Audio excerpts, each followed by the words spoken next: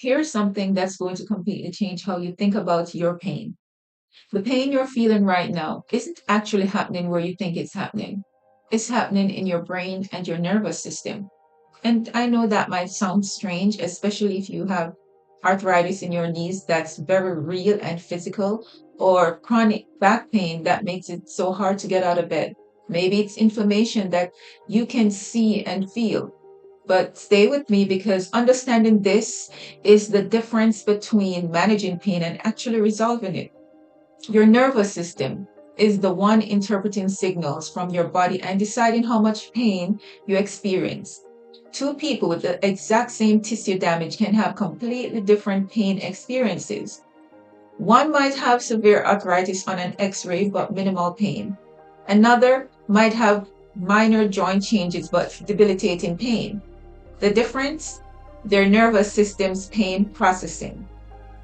I'm going to share with you where pain really originates, why the most powerful anti-inflammatory herbs in the world might not work fully until you address the nervous system component, and the 5 herbs that actually target pain at its neurological root.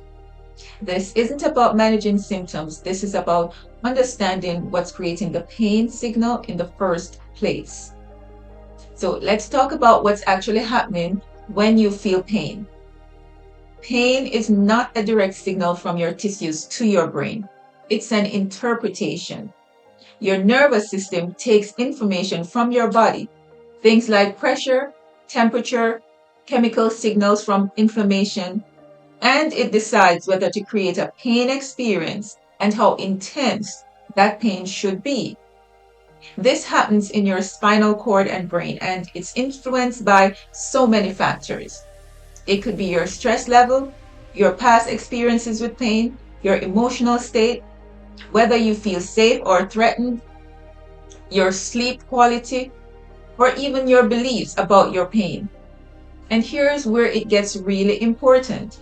When you have acute pain, like you sprain your ankle, that pain serves a protective function. It tells you to stop moving so the tissue can heal. That's appropriate pain. That's your nervous system doing its job. But chronic pain is different. Chronic pain is when your nervous system continues to produce pain signals even after the original tissue damage has healed, or when the amount of pain far exceeds the actual tissue damage present. This is called central sensitization. This is where your nervous system, your brain and spinal cord becomes hypersensitive. It starts turning up the volume on pain signals. So small irritants that shouldn't create pain start creating significant pain. Your nervous system essentially gets stuck in a pattern of pain production. Think about arthritis.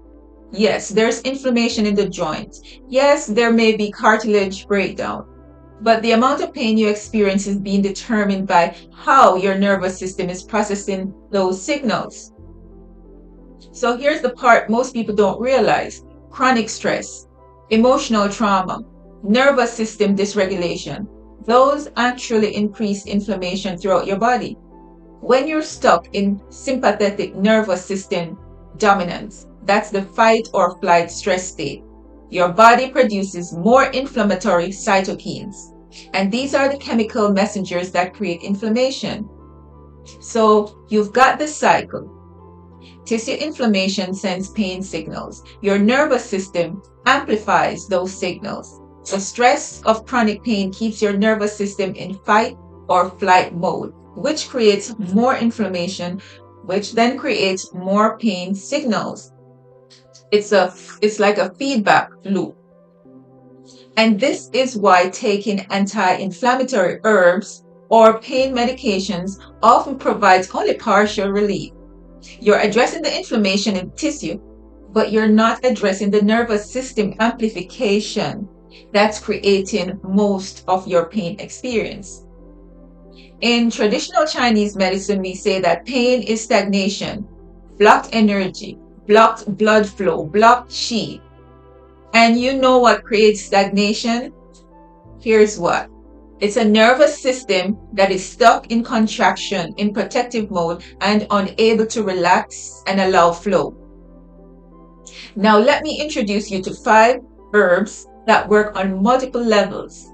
They address physical inflammation, but they also work with your nervous system to change how pain is being processed and produced. Number 1 is turmeric. Everyone knows turmeric is anti-inflammatory, but let me tell you what's actually happening at a cellular level. The active compound curcumin is a powerful COX-2 inhibitor. That's the enzyme that produces inflammatory prostaglandins. It works similarly to NSAIDs, like ibuprofen, but without the gut damage and side effects. But here's what most people don't know. Curcumin also crosses the blood-brain barrier and reduces neuroinflammation, which is inflammation in your brain and nervous system. Studies show it can modulate neurotransmitters involved in pain perception, including serotonin and dopamine. It's also a powerful antioxidant that protects nerve cells from oxidative damage. For arthritis specifically, multiple studies show curcumin can reduce joint pain and improve function as effectively as some pharmaceutical anti-inflammatories.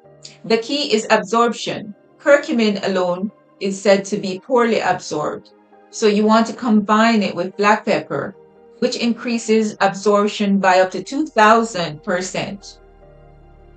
Number 2 herb is Boswellia. This is frankincense resin, and it's been used in Ayurvedic medicine for thousands of years for pain and inflammation. Boswellic acids, which are the active compounds, work differently than most anti-inflammatories.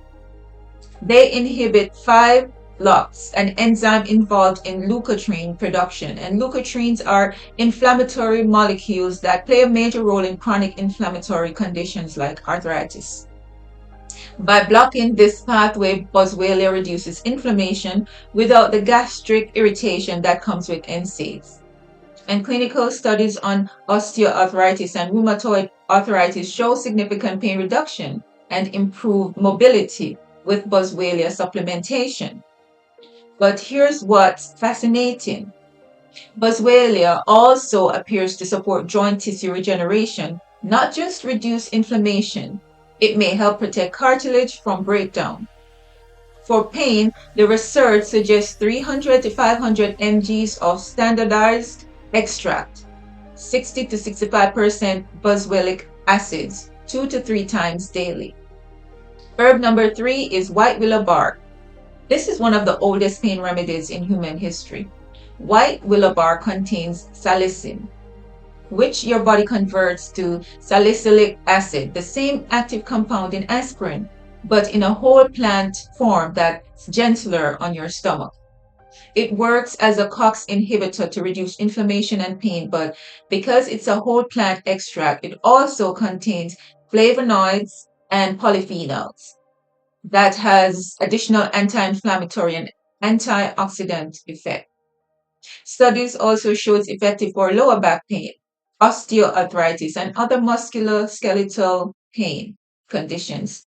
The key difference from aspirin is that it takes a bit longer to work, usually a few days to a week for full effect, but it's sustainable long-term and much gentler on your GI tract. Herb number 4, Corydalis. So this is a fascinating herb from traditional Chinese medicine that's been used for pain for over 2,000 years. Modern research is revealing why it's so effective. Corydalis contains an alkaloid called DHCB that works on dopamine receptors in a way that blocks pain signals. It's not an opioid. It doesn't work on opioid receptors, but it modulates pain reception through the dopamine system. Studies show it's effective for inflammatory pain, neuropathic pain, and chronic pain conditions. And what's remarkable is that it doesn't appear to create tolerance the way opioid pain medications do. Your body doesn't adapt to it the same way. It works especially well combined with other anti-inflammatory herbs. In Chinese medicine, we often use it in formulas specifically because it addresses the pain signal while other herbs address the underlying inflammation. Fifth herb is California poppy. This is a gentle but powerful nervine and mild analgesic. It's in the poppy family but does not contain opiates. Instead, it works by calming the nervous system and shifting pain perception. California poppy has alkaloids that interact with GABA receptors in your brain. These are calming neurotransmitters. It helps reduce anxiety, promotes relaxation, and can improve sleep quality, all of which significantly impact pain experience. Remember what I said about nervous system sensitization? When your nervous system is in a stressed, hypervigilant state, pain signals get amplified. California poppy helps calm that nervous system reactivity, which can reduce the amplification of pain signals. It's especially helpful for pain that's worse with stress or anxiety, or pain that interferes with sleep or nerve pain. It works beautifully in combination with the anti-inflammatory herbs. Now I want to talk about something that's critical to understanding chronic pain, and that's your fascia.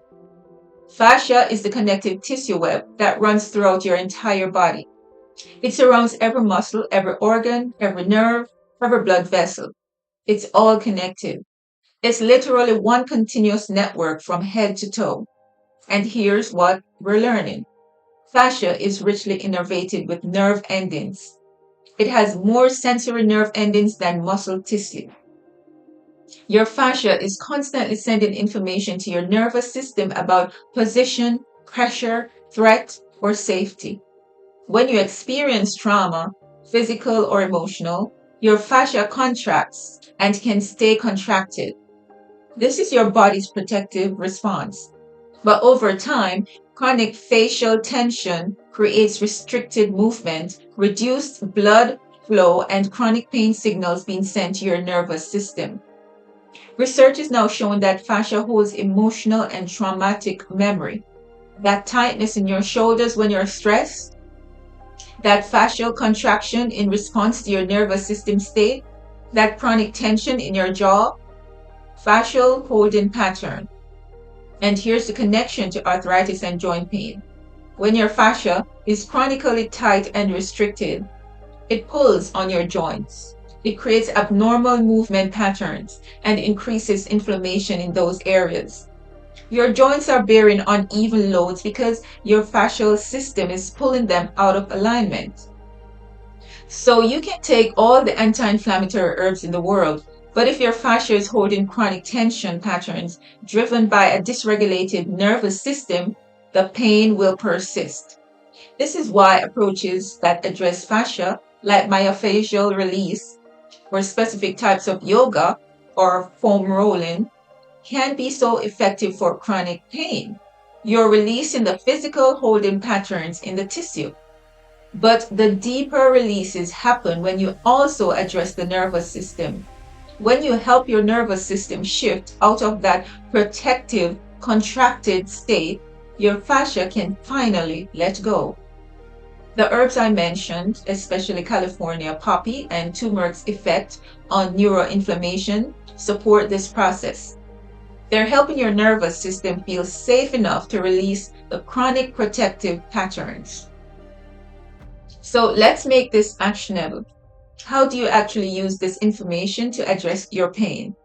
First, combine anti-inflammatory herbs with nervous system herbs. For arthritis or joint pain, use turmeric, Boswellia, and ashwagandha. For nerve pain or pain with anxiety, use Corydalis, California poppy, and milky oats. For general chronic pain, use white willow bark, holy basil, lion's mane. Second, you want to address your nervous system state directly.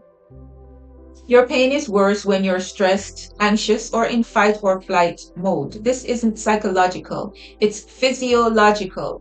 Your nervous system is amplifying pain signals. Daily practices to shift into parasympathetic healing mode include deep breathing for 5 to 10 minutes, Gentle movement that feels safe, not pushing through pain, but moving with comfort. Vagus nerve stimulation through humming, singing, or gargling. Use cold exposure on painful areas. This can interrupt pain signals.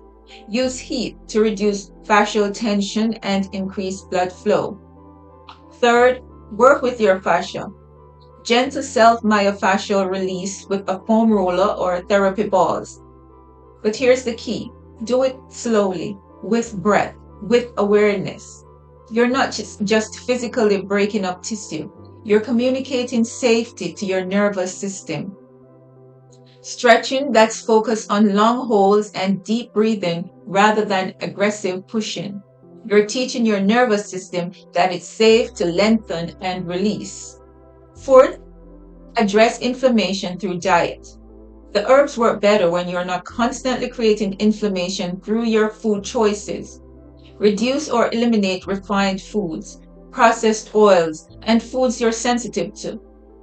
Increase omega-3 fatty acids from sources like flax seeds, chia seeds, and walnuts.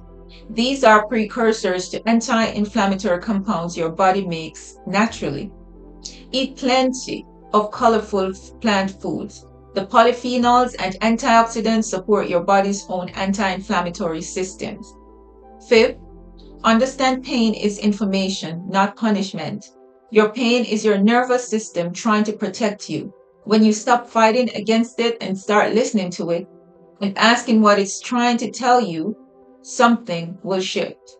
Maybe it's telling you to rest more. Maybe it's telling you there's unprocessed emotions in your tissue. Maybe it's showing you where you need support or where you're holding tension. This doesn't mean the pain isn't real. It absolutely is. But changing your relationship with it can actually change the pain experience itself. I know chronic pain is exhausting. I know it affects every part of your life. I know you've probably tried so many things that haven't worked. But here's what I want you to understand. Your pain has origins that go deeper than the joint or the muscle or the nerve that hurts. It's been created and maintained by a nervous system that's stuck in a protective pattern. The herbs I've shared, turmeric, Boswellia, white willow bark, Corydalis, California poppy, these aren't just symptom suppressors. They're tools that address both the physical inflammation and the nervous system component of your pain. When you combine these herbs with nervous system regulation practices, fascia work, and removing dietary triggers, you're addressing pain at every level of its origin. Your body wants to heal. Your nervous system wants to feel safe. Sometimes it just needs the right support to remember how. Start with one herb. Start with 5 minutes of breathing. Start with one fascia release technique. The transformation happens in the small, consistent action. Drop a bomb emoji in the comments if this gave you a new perspective on your pain. Tell me what type of pain you're dealing with. I'll read the comments and I'm here to support you on your journey. Your pain can change. So let's do it.